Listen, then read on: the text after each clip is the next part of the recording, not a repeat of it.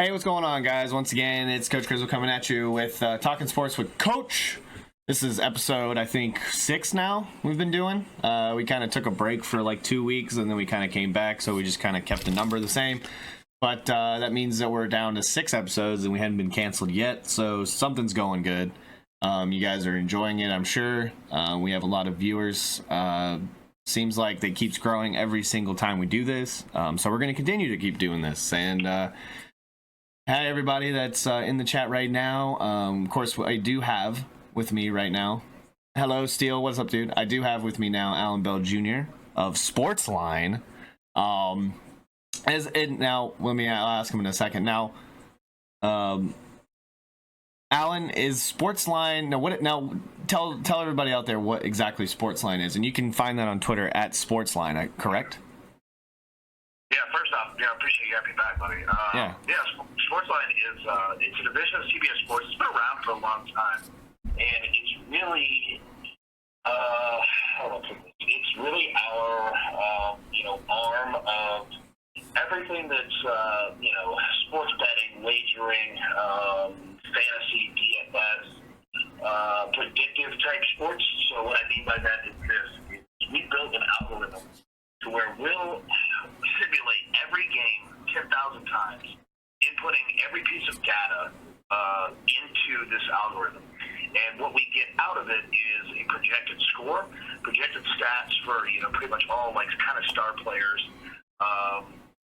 as well as we'll grade each bet of that game, both the spread, total, money line type thing.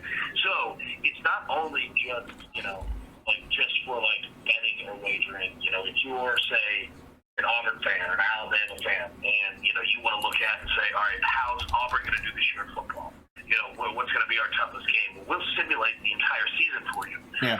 Simulate each game and give you projected scores. That kind of rundown. So I feel like I just do a lot actually. But that's pretty much what it is.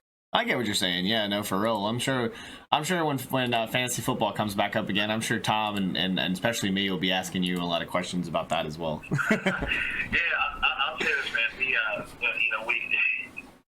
a ton of people, that work for us that are experts, in the fantasy world. Yeah. We've got with March Madness, with the brackets coming out, we've got a system. I think we hit 95% last year. Yeah. On picking winners. So it's not just 3 dudes in a room smoking cigarettes, making picks on the board. But we have experts that make picks, but we have an advanced model system that is it knows what it's doing. The algorithm's tight. Yeah, very cool. Yeah, we're doing a over at the station, we're trying to do a giveaway for a TV, and I'm the one that, of course, had to make the bracket challenge or whatever. Well, my phone will not let me immediately tweet it out. So what I have to do is I have to go to my computer, find the link from the computer, highlight it, and then send it over to that Twitter, because I just don't understand it on the phone app when you're trying to mess with it through the app. Versus when you're trying to do it on the computer, because the thing is about my computer, what sucks is I don't have ESPN set up on my computer yet, so that's probably the reason why. But it's just like they posted it and they're like, win a TV, join our thing, and it's like, well, if you're not telling people about it or giving people the right link, they're probably not going to be able to get to it. So they said like a couple days ago, they said, join 977 ESPN and you can try to win a TV. But we'll see if anybody has joined so far. I think I've looked at it recently and it was still just me and my other account, the one that made it, because it was like I thought I had my original profile on my phone, and apparently it was a different profile from my email. And the other one was from another email, so it was like I'm trying to make the main one be the same one, so it's all consistent, and using the email that I'm using, not the spam email. So, but yeah, so I was just dealing with that, and I'm just like, gosh, we got to be consistent. We got to tell people that hey, we got this, but I don't have the link out yet, but I still have a whole week. Still have a whole week before you can fill out your brackets anyway. So yeah. Because we still got tournaments and stuff like that. Are you going to the tournament? SEC? I don't know yet. Possibly. We'll see. I mean, I'm sure that we'll end up down there, at some point. Yeah. I got you. I think Drew is going up there. I think you've talked with Drew before. Yeah. Yeah, I think Drew's going. Of course Drew's going. No matter how bad Alabama is, of course Drew is going. I like it. It's a fun time, man. It's a really fun week, and I like that. You get fan bases of every team, that come out there, and everybody gets on Broadway, and just has a good time, man. It's really a fun week. It's a fun show. Yeah, without a doubt. All right, so let's get started. We're talking about this new, all the new proposed CBA deals, and we know that a lot of players are for it, a lot of players are against it. And it seems like a lot of people that are against it are the ones that are the high rollers in the NFL. But then I guess it was a couple days ago or yesterday, Ryan Fitzpatrick came out and said he's going to agree on it. Some of the things that he kind of cited is increased minimums, increased minimum salaries. Obviously, the lower guys get more money, a different marijuana drug policy, increased roster spots, like more regular spots, and then more, scout spots or scout team spots, and you get more guys. I think it's from 10 to 12. Better work conditions, environment, better practice, squad pay, less hitting in camp, increased benefits from current and former players. What are your thoughts on this? And if you were a player, honestly, what do you feel like is a better deal? Yeah. So, first off, understand at some point this is going to go through because it has to. Now, there might be, revisions here and there. It might be, pushing, back, forward, whatever. But at some point, it's going to happen. Now, as for what the NFL has done, and we've talked about it, is, they kind of, how they win is they divide and conquer. And, what they've done with, the money, is really affecting, 85% to 15%. And what I mean by that is, 85% of players, make less than about $4.5 million a year, which is where kind of the line is. So 85% of players will make more money. So that's why you've seen higher profile players that have kind of been against it because it doesn't really affect them per se, but it's going to affect the majority and it's going to help the majority. And that's really where Ryan Fitzpatrick is coming in with what he's saying is that, it's going to benefit, the majority of the league. Now, what they have to do is they have to get the insurances and the medical things, right? Because players really are pushing for that, and rightfully so. They should, But yeah, that's pretty much it. It's going to happen at some point. We might have, a no vote, this time, but that's just like you're buying a car and you're kind of going back and forth, but at some point, they're going home with their car, if that makes sense. Right. So they said they haven't, the players have had until literally yesterday at noon to come with their votes. What's the rumblings? Is it not? Are we still trying to figure out what the decision is, or what? What's going on? Well, that's the hard part is that we don't know. We know what we see, in the public, of players that will get on Twitter and, say, I'm not voting for this, or, hey, I voted for this. The majority, people have been, saying, vote no on this because it's the same thing with, say you run a Chick-fil-A, all right? Mm-hmm. You own a Chick-fil-A. Yeah, and I wish. I'm a customer. Yeah, I'm a customer in there. We don't know each other. And, you have one of those boxes, as customers leaving that says, hey, drop a comment card in the box. Well, you know what? The only people that drop a comment card are the people that have something negative to say. People that have something positive don't say anything. So that's kind of where we're at in terms of the players that are voting yes. They're not saying anything. You just vote yes and go with it. So, we could see, where, a couple of high-profile players are saying no on Twitter, hey, it's going to happen, it's going to happen. So we think that. But remember, there's, 85% majority that's going to help, and they're not all talking. So, we'll see. So, what do we want to think about the whole drug policy now with that they want to change for the NFL? I feel like that they've been behind, kind of compared to the NBA and now baseball, really. Because I feel like they're very stereotypical. I feel like they're hypocritical, I should say, of certain athletes, and I feel really bad about some of these athletes from before that may have had a issue with marijuana, and now it's they're making it where you have to have so much THC for them to be, suspended or whatever. And then they also just like they're not really taking into account of all the other things that these players might be taking. What are your thoughts? Well, let me say, let me say this. Everything in the NFL is a leverage point. Everything. Do they personally care if players are smoking weed? No. They don't care. Like, this is all a leverage point. This is why this is in this, this new CBA, negotiation, because it's a leverage point to get what they want. So every single thing about it, it's designed to hopefully get, that they can get what they want. But I'll say, they're behind on this, I think the smartest play is, you see a lot of companies doing it, and I'm just saying in terms of, it being legal in states now, in some states, not all states, so you're kind of, in a weird spot with that. You just kind of let it go. Like, you just kind of, you don't have to come out and say, hey, we don't test for marijuana anymore, because that's also something they don't want to publicly have that out there because they could have a negative connotation with people who are against it, right? Yeah. So what you do is you just say, you don't say anything. You just stop including it in the test, to where it's kind of a win-win. And, people kind of, figure it out. They don't really say anything, but they figure it out.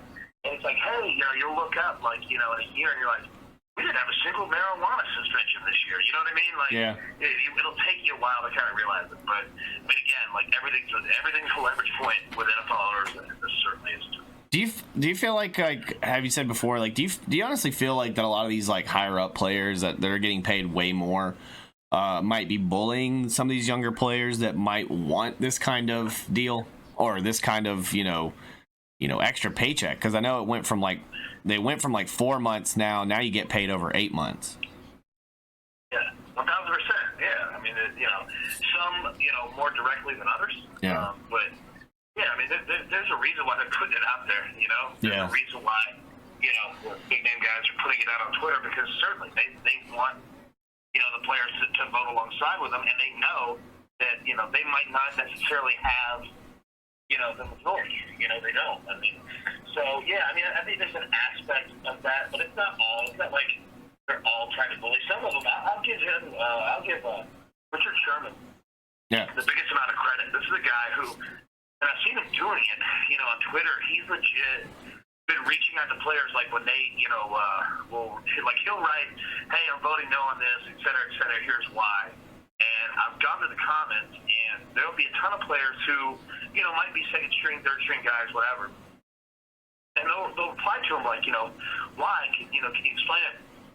And he's been really good about, hey, shoot me a DM, or let me answer this, let me answer that. So I think he actually cares. You know what I mean? Like, he is legitimately doing it for that. But I'm sure there's aspects, bullying aspects as well. Well, I mean, it's kind of like I think it was Marquise, wasn't it? That was the one that was on Twitter and playing the video. And yeah, he went off. I mean, and like that's the kind of thing where you want to see like a higher up guy be like, man, we'll take care of you. It's a lot different than how it used to be. Guys aren't getting paid the maximum of $100,000 or whatever. You know what I mean? Like where other guys are getting paid $10,000 to $15,000 or whatever, $20,000 or whatever, getting paid like very. Like nobody would want to play in the NFL if they were getting paid what they were getting paid back in the day, and But the thing is, it's like a lot of these younger guys and some of these guys that don't have the huge contracts and everything like that. Like, I get it. They want to. My thing is, I think that takes out a lot of competition in the league. You know what I mean? Like, are you only playing in the NFL because now you're going to get $1 million rather than getting paid the $500,000? Or if, for instance, if you're a scout teamer, you're only getting paid $80,000 if you can make it the whole season. You know what I mean? On the team.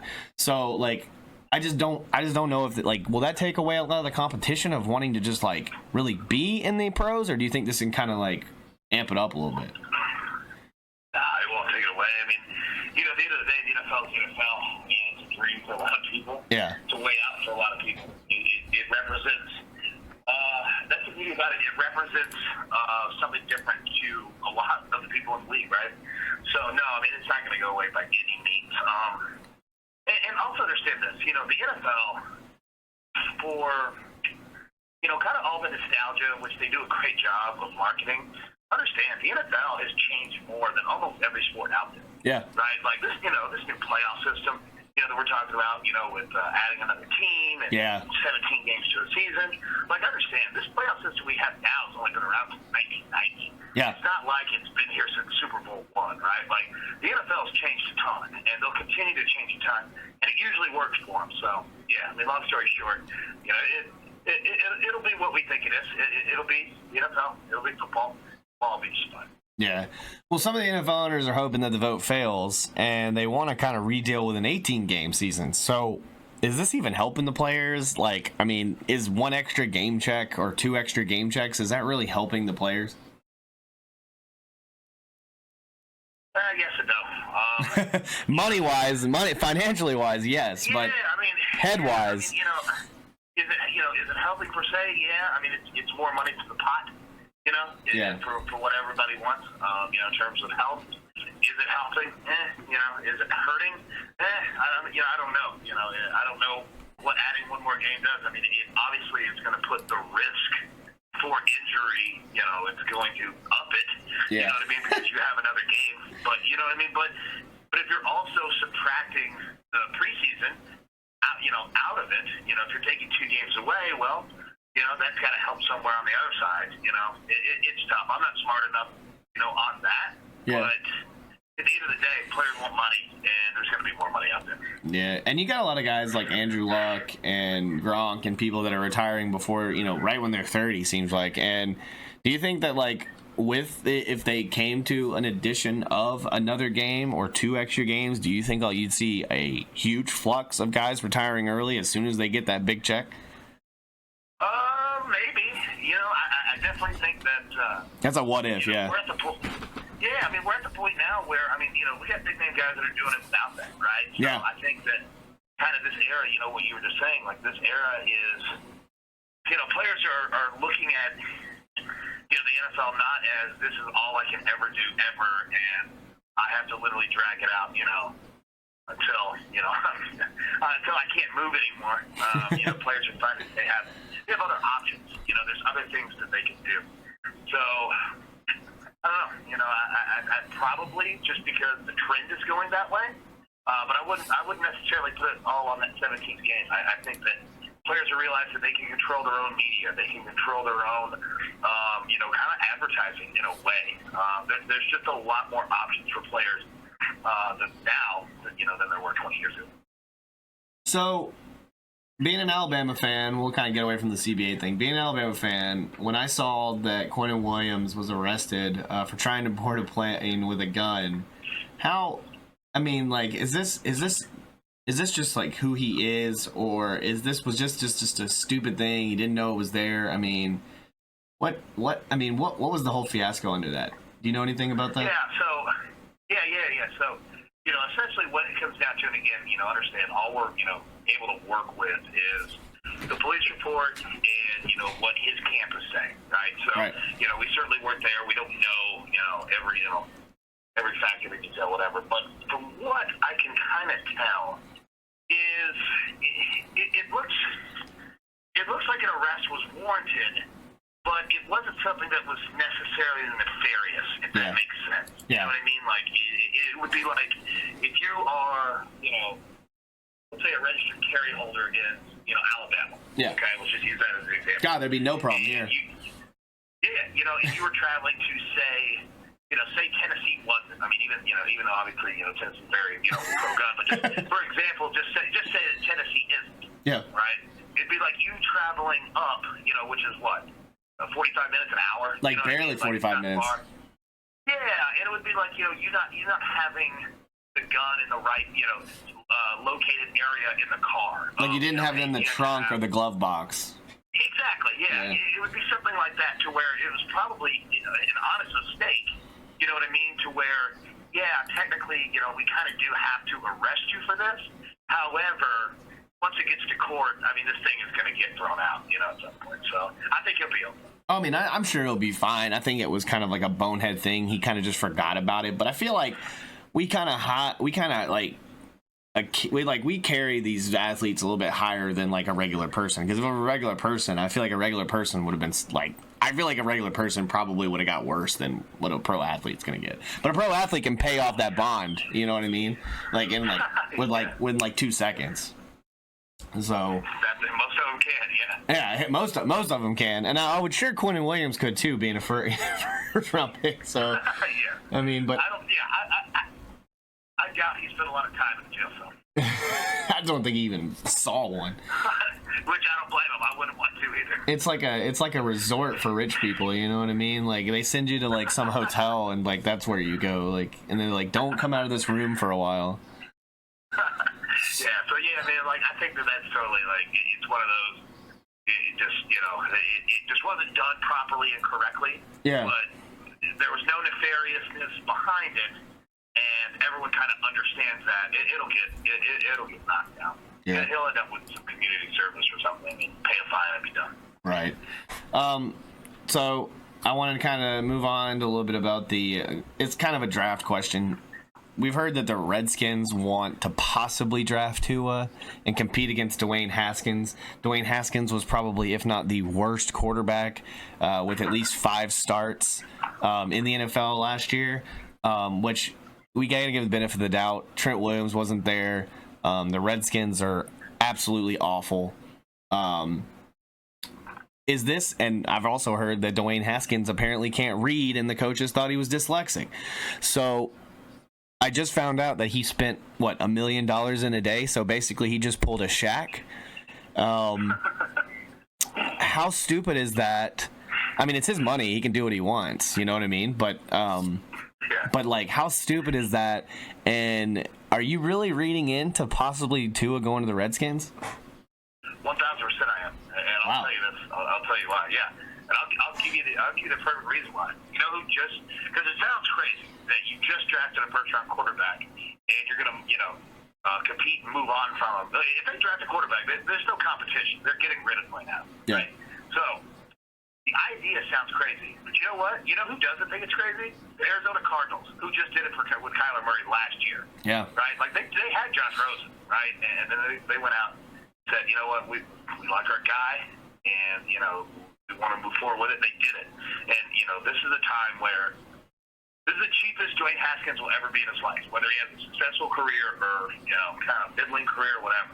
This is the cheapest time, and this is the most affordable time to be able to move on from it because he's on his rookie deal. So the key to all this is this. It's when you have a new head coach come in. So Ron Rivera, like, if this is real, I guarantee Ron Rivera, told Dan Snyder of the Redskins, like, hey, I don't really like your quarterback. Like, we're going to go in a different direction. Yeah. And that's the only way that I'm taking this job. And, if that's truly what he wanted, right? So, Rivera didn't have to take, it wasn't like that was the only job Ron Rivera could have gotten. He could have gotten he wanted. Without a doubt. So it's like So, yeah, I mean, the idea sounds crazy, in a sense, but it's really not. I mean, it's the cheapest, time. If you're ever going to do it, this is the cheapest time that you can. So, yeah, I don't think it's crazy at all. And if they want to, or they, want one of the other guys that are up there, if they truly do, go get them. Yeah. No, I mean, and that's the thing with the number 1 pick. Could you see Joe Burrow and his parents pulling an Eli? Do you think they have that? Do you think they have that? Do you think they could do that? Do you think they could have that kind of pull, or do you think that was just because of the name and it was Archie Manning? And what do you think that might have been like the situation back in the day? They could have the pull. They can do it. Yeah. Will they do it? I don't think so. I don't think it's in the Burrow's DNA, if that makes sense. Right? Yeah. Like what I mean by that is this: is I don't see them going all the way of making a stink, because once you make that decision, like you're all in on that decision. Yeah. And not everyone, is going to like that decision. It doesn't put a good look out there, even though it's understandable now. It works for Eli Manning because, first off, your last name, and second off, if you remember, Archie Manning was the one that stepped in. Yeah, that's what I'm saying. Like, what if his dad came in and did, you know what I mean? So. Yeah, so I mean, they could do it. I mean, they have the leverage to do it, but I don't see them doing it. That's a strong play, man. And you better win 2 rings after pulling off something like that. You know what I mean? It's too hard, though. I don't think it's. No, I completely agree with you. I don't think it would happen either. So, I know that you are probably happy. It's been a week, on now. We got another weekend on the Tom Brady lottery. Are the Titans signing him? What's going on? I mean, is the Titans going to sign him, or is he going to go to San Francisco? Like, what's the deal? You know what? The interesting part is no one knows. And man, I'll say it for this, man. Like, I've been around Tom Brady. I've talked to Tom Brady multiple times. Interviewed him multiple times, right? Like, yeah. I'm not saying that I know Tom Brady. Oh, he knows. No. He knows Tom Brady. Steele just got crazy. He said hi, by the way, because Steele is a huge Patriots fan. So yes, tell him that you know Tom Brady personally, and that'll get Steele going. So you're fine. Yeah, I'll say this, man. I've been around him enough to kind of get an idea of who Tom is. Tom is a phenomenal person. Tom's fantastic. Tom's also very, very intelligent, and he's not a dumb guy, and he knows power that he can wield, but he can do it, in an intelligent way. He doesn't come out and, blast anybody. He knows how to use, media to his advantage. He knows how to use his own, Twitter, Instagram, Facebook, to his advantage. And it's going to boil down all of it to this. Tom Brady wants two things. One, he wants, the weapons there in New England.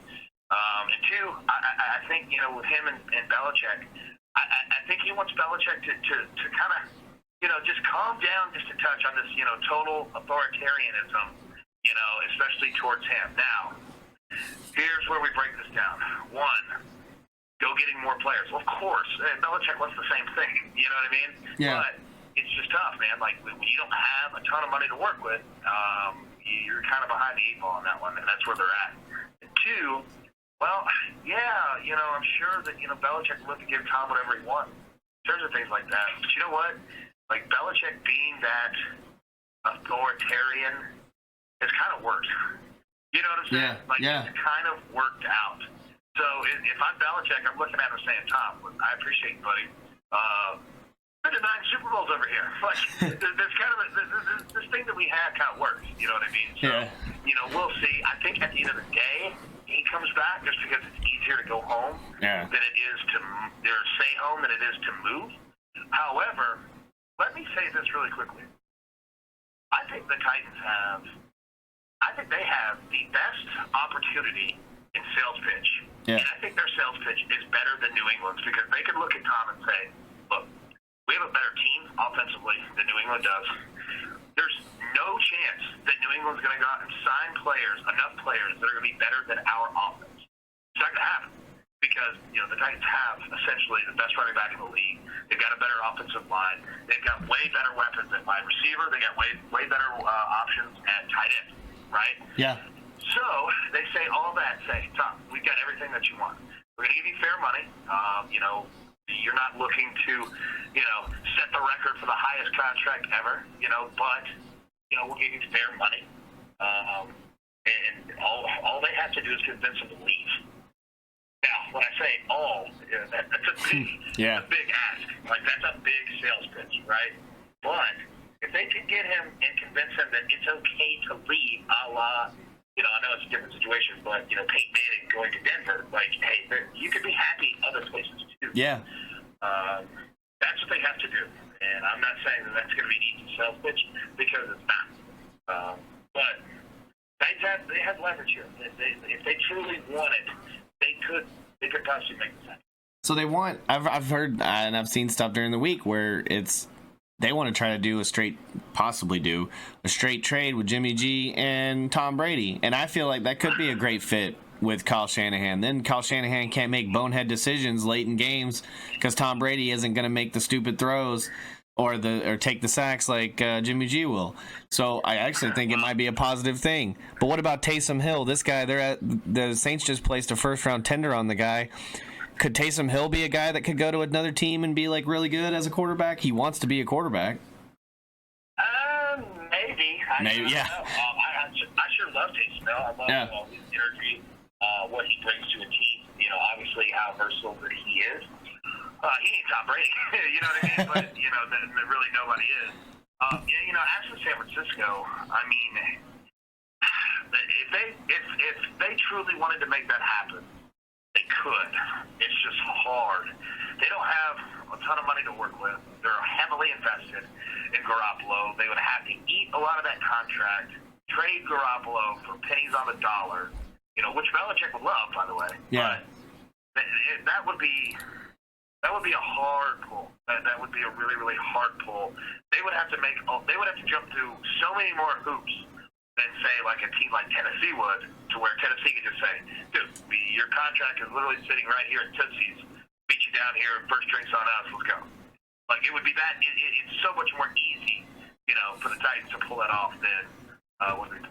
So if they didn't... But sorry, go ahead. San Francisco is home, though. The Bay Area is home for Tom. And he grew up a 49ers fan. Yeah. He was at the catch, Oh, yeah. You know what I'm saying? Like, that's his home. So, San Francisco, if they truly wanted to do that, they have a pitch that no other team does. So a guy we haven't really heard of, and I feel like that it's probably a guy that just probably needs to give up, maybe, or just retire already, is Phillip Rivers. And that's my guy, my local guy. And is this a guy that needs to go to the Colts and make them better? Do you think they make them better? Or is this a guy that's just like, if he goes to the Titans or whoever, or, whoever picks him up, are we going to have the same Phillip Rivers as we always had? Yeah, okay, let me answer that. Yeah, we are going to have the same Phillip Rivers that we've always had. Yeah. And what I mean by that is this, is a top 5 quarterback, a good quarterback. Now, the last 2 years, we've seen, Father Time catching up with Rivers a little bit, and understandably, he's like 36, 37, it's like, of course it's going to. It's doing it with Ben, it's doing it with Eli in the same class. It's doing it to everyone that reaches an age. Yeah. But, Rivers still has some juice in him. The guy can still play. It all depends now, really on the other team. So if you're Colts, are you going to give up on the future of Jacoby Brissett for arguably probably 1 year? Yeah. Is it worth it to you? I don't know. If you're the Tampa Bay Bucks, are you moving on from Jameis? Probably. So they've got an easier situation to where they don't have to, give up on a guy that's under contract. Like, if they just want to move on from Jameis, same thing in Tennessee with Marcus Mariota, you just don't re-sign him. So it's easier for them if they wanted him. He's going to play. He's going to play somewhere. We'll see where he is. Yeah, and I would love to see that. I mean, that's a guy that I would just like to see get on one team.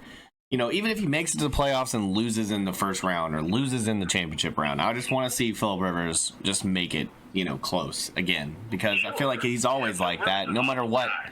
Yeah. Well, he may not. I mean, the Chargers thing, they may not even have Melvin Gordon because they're going to let him test free agency. So, I mean, yeah, it's crazy. They're not going to have Melvin Gordon. I mean, now that they signed Eckler, and to be honest with you, the Mannings made the right decision of not sending Eli to back when they were in San Diego. The Chargers organization it's not known for winning a lot of things. No. Their organization has problems. The Mannings played that perfectly. Yeah, because the Chargers organization just seems like they're just in the money making game. They're not in the winning championships game. They just want to make as much money as they can. Even though right now, if you move the Chargers or the Rams back to St. Louis, I guarantee you that crowd could probably double both of what LA crowds are doing right now. So, I mean, it's just crazy. St. Louis was crushing alone. Yeah. Even with the Battlehawks, I mean, just alone that they're opening up the second area, the top deck, for their games, and then they're the most expensive tickets in the XFL. It's absolutely crazy. But it's St. Louis. They're behind their teams. They love their teams. I wish the ATL could do what the STL can do. I mean, half the time, because I swear that ATL fan base is embarrassing. So anyway, one more before we move on to the XFL. Get you out of here. All right. Andy Dalton to the Patriots. Yes, no, maybe? It could happen. That's the kind of guy that Belichick would want. Veteran guy that's going to come for not an expensive price. And you don't have to get up on Jared Stidham as well. Yeah. I can see something like that happen. Yes. If Tom were to leave, that would be a heavily discussed option. Yeah, I just kind of wish that, and that was the guy that I got to cover at Auburn and got to see get drafted, and Jared Stidham, and Jared Stidham's a guy that I feel like is smart enough. May not have the mobility. I mean, neither does Tom Brady, but I feel like if he had gotten I feel like he just maybe he's not getting that mentoring. You know what I mean? That he should be getting from Tom Brady, kind of like how, for a while everyone always thought that Aaron Rodgers and like Brett Favre had like a problem for like so long. Seemed like that it was just there was no respect there. Well, it's certainly better than that situation. I'll tell you, with Favre and Aaron Rodgers, there was no respect. Favre was an ass, Oh yeah. Just to say, I don't think it's anything like that with Tom. Tom's certainly been good to the backup quarterbacks they've had. You just have to understand what they've got going on. They compete for titles. And as much as you want to help the guy, you're also saying, dude, look, I don't have time. We are trying to win a championship right now. Come in every meeting with me, come in, everything that you want to do. But dude, we're competing for the best, in the NFL every single year. You're just gonna have to learn on the fly, bro. And that's kind of how it is in New England. To where if it were Cincinnati or something, you're like, dude, we're out of the playoffs by week 9. I'll take you out. Let's go get a beer. Before the game, whatever. You know what I mean? But in New England, it's just different, man. You just don't have time because you have to spend every single moment, doing the things to get ready, for playoff runs, things like that. So I think Stidham's in a great spot. There's a reason Belichick obviously likes him. Yeah, without a doubt. Okay, let's move on to the XFL. Get you out of here. We got 2 games today. Obviously, 2 days tomorrow. The Dragons are coming into Houston playing the Roughnecks. That game's on 2:00 Eastern time on ABC. And then the later game is the Guardians at the Renegades, and you can watch that at 5:00 on Fox. Who you got in the first game? I would say, if it was me, I would probably take the Roughnecks over the Dragons, but the Dragons have been playing pretty good ball lately. And I just feel like that with this, I feel like for once we're talking about the XFL, which we are talking XFL. A lot of people are now. And I feel like that the level of play is actually, could be compared to the USFL, not the level of players in the USFL, but that the way that it's a spring league and it just seems like it's doing real well. And we'll see after this weekend if it's under 1 million, views or whatever. But since it seems it's been going down since the first week, but I kind of like this. I like being able to listen to the players and listen to the sideline and everything like that. And I think Tom Luginbill does a great job because he's one of the coaches that was in the XFL at one time and won the XFL at one time. So a lot of people can talk to him a little easier, kind of like Cole Kubelik in a way too. Yeah, I think they've got a good product. Now, what they're going to have to do is they're going to have to start taking advantage of this weekend because, once March Madness hits, their ratings are going to tank. And that's for anybody, just because it's impossible to compete. Same thing with the Masters. So they're going to take advantage of this weekend to where there's not a ton going on. But yeah, they'll be all right. The product is getting better, and rightfully so. They're only on week 5. So it takes time to get offenses down, things like that. So yeah, in the first game, obviously we've seen so many of the unders hit, which makes sense because defense is going to be way ahead. Yeah. Of the offenses, they've only been together, a couple weeks now. But not only that, I think playing at home or on the road in the XFL has a lot to do. Yeah. With how these games turn out. So yeah, I'm definitely going to ride. If you've got Houston already, who might be, arguably the best team in the league, we'll see. If you get them at home, especially the team, traveling, all the way up from the Northwest in Seattle, you need it. Yeah, without a doubt. So, I would. The Roughnecks are 11-point favorite in this game, and they're at home. I would take the Roughnecks all day. In the second game, we got Guardians and Renegades, and the Renegades, I just feel like that this team was too overly hyped. They do have a great running game, I'm not going to lie, and a lot of these teams are, middle of the road 500 teams right now, and that's why I'm saying that I like I like that every team's pretty much the same. There's no real front runner other than the Roughnecks, but with the Guardians, Luis Perez got the start last week. When he came off the sideline, I swear he just looked like he didn't understand. He just seemed like he was lost a lot of times, and I feel like that's what's been the reason why he's not in the NFL and he didn't make in the AAF. But with Landry Jones, he was the face of the XFL. Are you kidding me? PJ Walker for the Roughneck should be the face of the XFL, not this Landry Jones guy that looks like a He looks like a fatter Ben Roethlisberger. I don't know how you can do that. But, I mean, this is a guy that, like, has a great run game behind him. He's got a good defense. The Guardians, they have a good defense. They just don't – I feel like they don't have enough weapons on offense for the Guardians. But I'm taking – and the Renegades, I think, are favored. I would take the Renegades in this game. Yeah, we'll see. Obviously they're going to have, a new quarterback, starting, with Landry getting hurt last week. And, Landry looked terrible. I mean, he had, 4 turnovers. The team ended up with 5 turnovers. And, and they gave up 24 points off of said turnovers. So they're going to get their offense figured out. Now, they do have, the best run game in the league, what you're saying of Cameron Artis-Payne. But the hard part is this, is that they don't utilize it. Like, this team has talent. It doesn't seem like they're putting it all together. So, we'll see. I mean, if they're a favorite at home, probably ride with them. But, again, once you throw in a new quarterback, especially in this league, all bets are off. Yeah, well, this is the Nelson. I believe it's the Nelson kid that started in week 1. So he did get to start the first game, and true.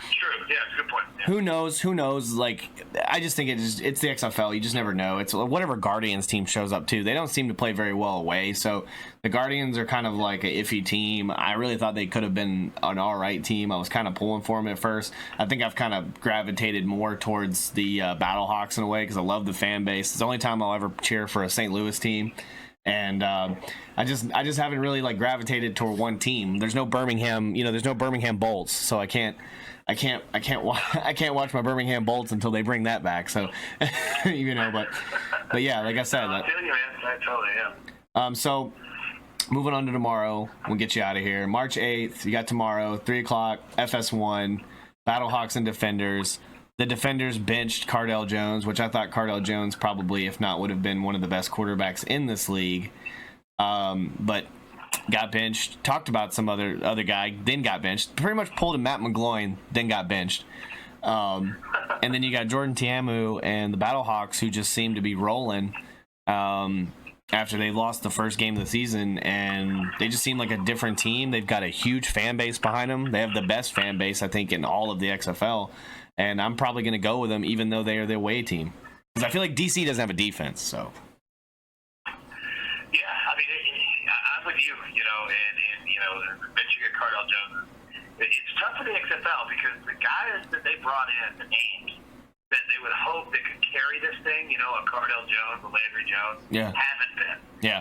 So it's been tough. I'm with you, man. Give me the Battlehawks. They seem like that team's on a roll. They seem like they've got everything moving forward for them.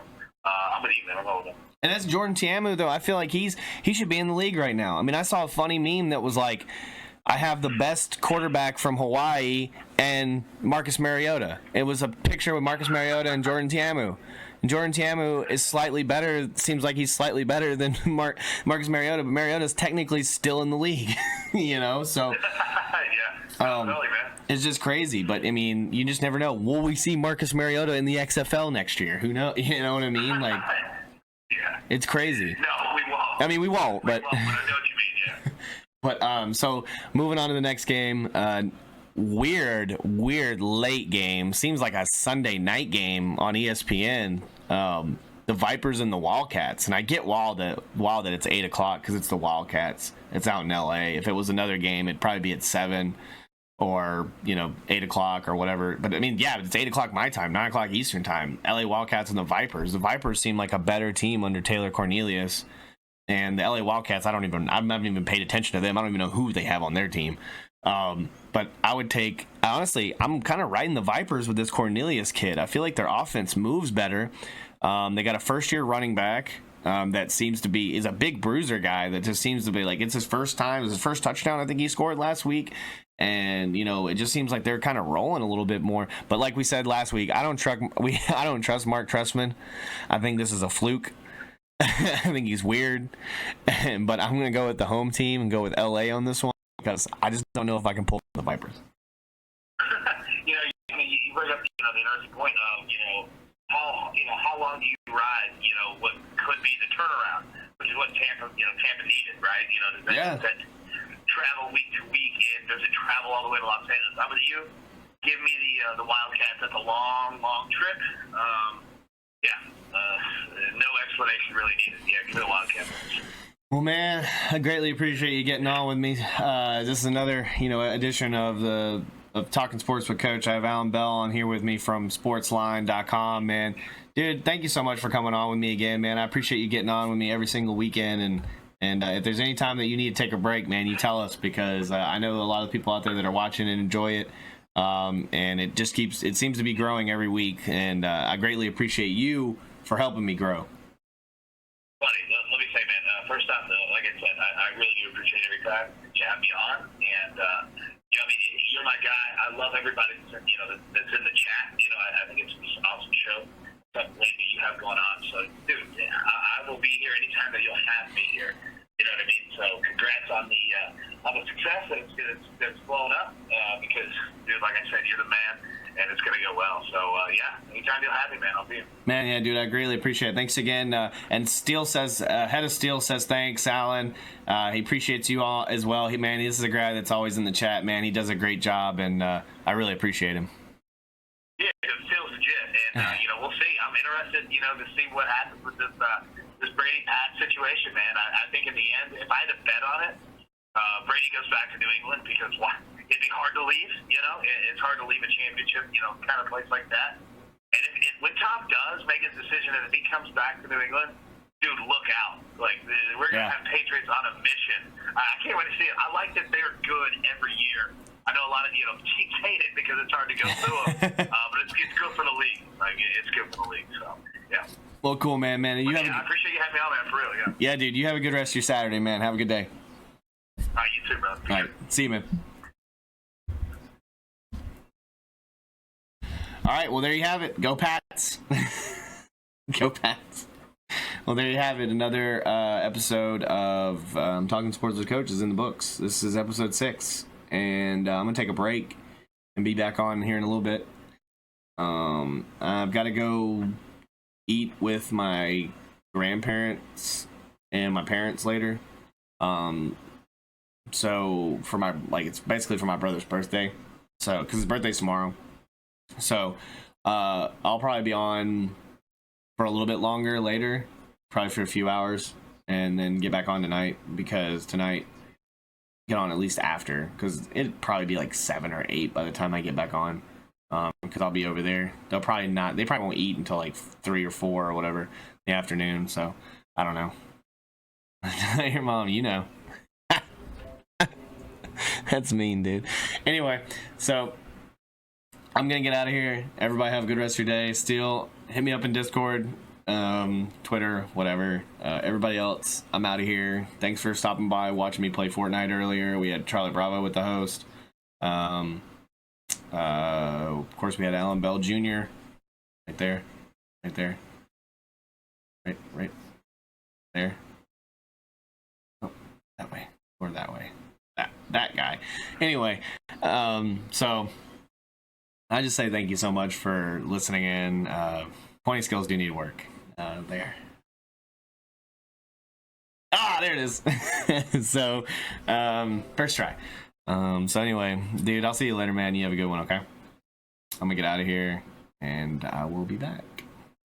See you later. Laters, dude. Oh, laters, dude.